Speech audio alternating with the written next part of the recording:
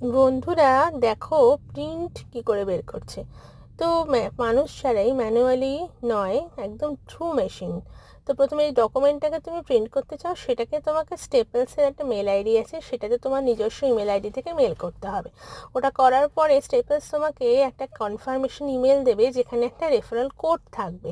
ওই কোডটার মধ্যে তুমি যখন ওই কনফার্মেশন মেলটা ওপেন করবে, তুমি কি পাবে? তুমি পাবে হচ্ছে ওখানে একটা তোমার বারকোড। দেখো এক্ষুনি সুজা ওপেন করছে, ওখানে পেয়ে গেছে একটা বারকোড। এবার ওই বারকোডটাকে স্ক্যান করে নিলেই হয়ে যাবে, একদম কারোর সাহায্য ছাড়াই প্রিন্ট আউট।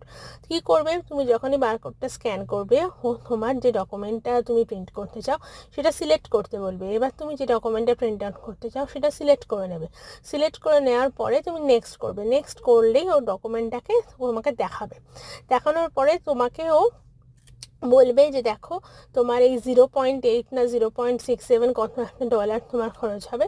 সেটা তোমার ওই যে তুমি ক্রেডিট অথরাইজ করেছিলে, আচ্ছা প্রথমেই ক্রেডিট অথরাইজ করতে হয়, মানে একটা $10 মিনিমাম অ্যামাউন্ট তোমাকে অথরাইজ করে নিতে হয়। সেখান থেকে ওই অ্যামাউন্টটা, যেটা তোমার 0.8 বা 0.67, সেটা তোমার ডিডাক্ট হয়ে যায়, আর বাকিটা আবার তোমার অ্যাকাউন্টে ক্রেডিট হয়ে যাবে। আর দেখো কি সুন্দর গড়গড় করে বেরিয়ে এলো তোমার প্রিন্ট আউটটা।